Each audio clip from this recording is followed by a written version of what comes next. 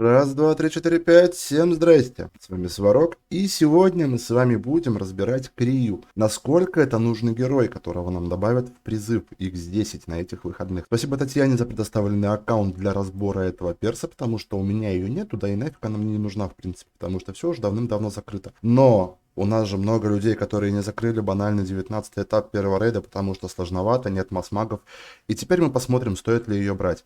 Ну, во-первых, давайте глянем ее статы. На максимальном уровне ее атака в 5 с копейками, в принципе, очень даже неплохая. Это, по-моему, самая высокая атака у всех магов, потому что у них обычно там до пятерки доходит 4600, 4800, ну вот что-то в этом плане. Да, интервал 3 секунды, но это вот мое почтение, на самом деле, он у всех такой, у кого-то даже больше. С этим ничего страшного. Стоимость 21, ну, на арену, конечно, мы ее брать не будем. А на первый рейд там и Зелусом играют, поэтому ничего страшного. Ну и теперь, что она умеет? Ну, давайте сразу ее талант посмотрим. Она в течение 10 секунд после убийства 3 врагов в пределах дальности базовой атаки на поле боя вызывает ворона бури. То есть она 10 секунд будет вызывать этого ворона или что? Я что-то не понял. Короче, не суть. Понятно, что она, также и ворона ее, они все будут атаковать замедленных противников из-за... Ну, она будет из-за того, что она во фракции культистов наносить больше урона по законтрольным врагам, а ворон, ну, за компанию с ней, видимо. Так вот, это пернатое чудовище, которое она призывает. Кстати, она призывает до 5 ворон, если что. Атакуют цель один раз в 4 секунды. Каждый удар наносит 70 масс урона ближайшим врагам. Каждая ворона существует 15 секунд. То есть понятно, что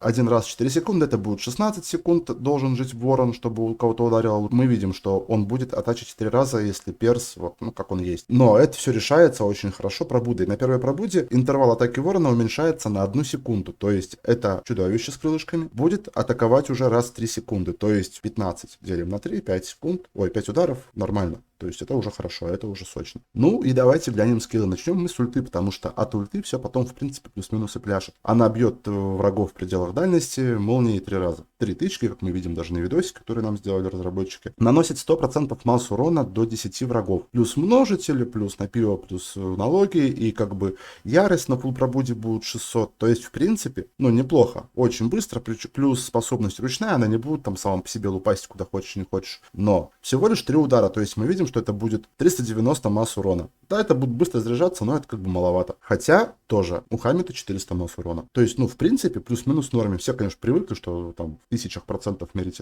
этот весь урон. Но в любом случае, пускай даже так. Хорошо, это устраивает. Едем дальше. Ее пассивка. Когда эффект натиск микрошторма, то есть ее ульта завершается, каждая призываемая героем на поле боя ворона усиливает атаку на 20%, и каждая тычка этой вороны вешает замедло. Потом, когда ворона будет пропадать, она будет повышать наносимый урон персу на 3%, ну плюс на стаки там до 5% на 15 секунд, и это все складывается до 5 раз. Хорошо, то есть мы понимаем, что ей нужна большая атака, чтобы она еще больше себя повышала, плюс, чтобы она могла добить противника, то есть ей нужно прям хорошо собрать, чтобы было всем больно и неприятно. И также у нее пробуды еще есть интересные, помимо первой, как бы, фигня, еще есть третья, где она навешивает уязвимость к маг урону на каждого, кто попал в ее ульту, на 30% увеличивает получаемый маг урон.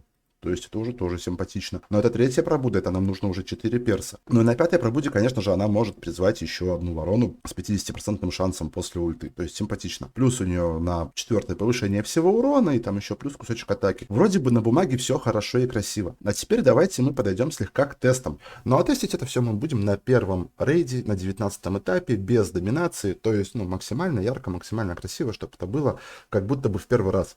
Конечно же, берем нормальный шмот. Сейчас я вам покажу даже шмоточки. Как одет Хаммет, как одета Крия. У Хаммета есть Венома, у Крии есть Мориган. То есть, ну, плюс-минус лидеры самые лучшие. Сейчас го смотреть на шмотки. Хаммет одет в Реве и чуть-чуть критов. То есть у него порядка 17 тысяч атака и криты там 240. Конечно же, 100% крит шанс. Сейчас посмотрим на Крию. Крия не особо сильно отстает. У нее 16 тысяч атака, но у нее крит шанс 320. То есть плюс-минус то на то и выходит. У Хаммета слеза, у Крии гнев Аякса. Фуловой прокачки. И давайте посмотрим теперь на сам тест. Ну а пока мы не начали, как всегда, небольшой блок рекламы, потому что стример хочет кушать. Если вы оформите дебетовую карту Тинькофф All Games, то вы сможете получить кэшбэк до 30%, бонусы за любые покупки, ваш никнейм на карте и обслуживание от 0 рублей в год. А если вы ее оформите до 10 декабря, то у вас есть шанс получить 30 тысяч бонусов, которые вы можете потратить на себя любимого.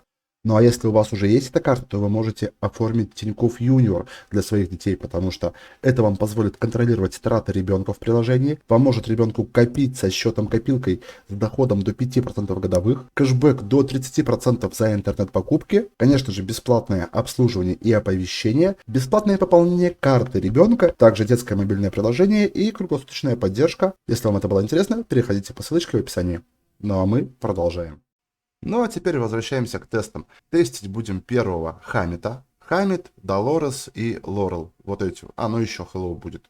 Хилл, вдруг еще умрут ненароком. Хаммит это дело все закрывает в одну каску. Это вот тот самый момент, который я хотел подчеркнуть, что для игроков, у которых нету масс-магов, Крия будет не панацеей, потому что Крия не закроет это все. И вы это дальше сами увидите. Это просто спойлер, потому что я не могу об этом молчать.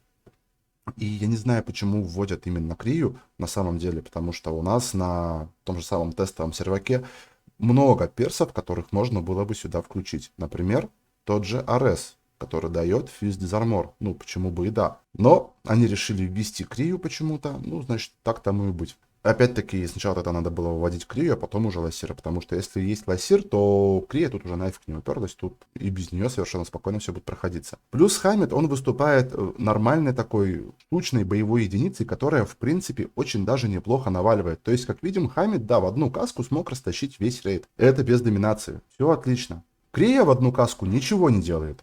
Если мы ее поставим также, одну Крию, Долорес и Лорел, то, ничего и не получится. То есть, крипы также успешно, весело гудя и бибикая сломают стену, сломают все морды и пройдут дальше. То есть, она не может выступать в роли нормального соло-убийцы всех. То есть, это вроде как и масс-маг, но вроде бы и нет. Но Крия может играть спокойно совершенно вторую скрипку в этом бою. Если вдруг ваш Хаммит не сможет убивать крипов, то Крия спокойно их будет добивать и вызывать ворон, потому что все-таки 400% почти масс урона очень даже неплохо. Плюс вороны потом будут наваливать. То есть как добиватель она норм, но вот как соло-маг она не норм. То есть вот и все, вот и прошли все. А вот когда мы уже берем Хаммита, выставляем к нему ту же самую Долорес и ставим Крию, то Крия может неплохо так поднавалить. То есть она набивает где-то там под 30 миллионов и Хаммит 90. То есть вроде бы и норм, а вроде бы как бы и не особо-то и много. Плюс надо ей угадать еще моменты, чтобы она именно убила врагов. Тогда она сможет призывать этих вот ворон своих, которые полетят кого-нибудь там дамажить потихонечку. То есть вот они навешивают из медло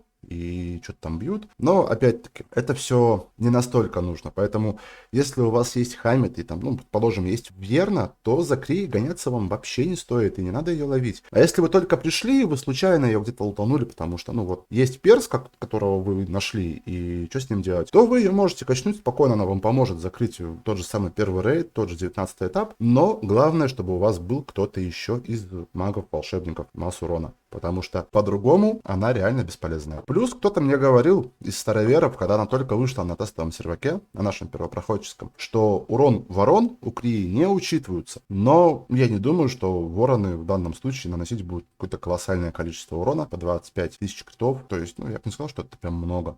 Поэтому, вроде бы и есть, а вроде бы и нет. Поэтому думайте сами, решайте сами, ловить или не ловить. Но из моих рекомендаций, как соло Масс ДД, она не вывозит. Как вторая скрипка, она, да, вполне себе неплохо. На этом все. С вами был Сварог. Всем благосклонного рандома, богатого дроба и, конечно же, мирного неба над головой. Ну и всем большое спасибо, что досмотрели до конца. Очень все-таки приятно. Удачи!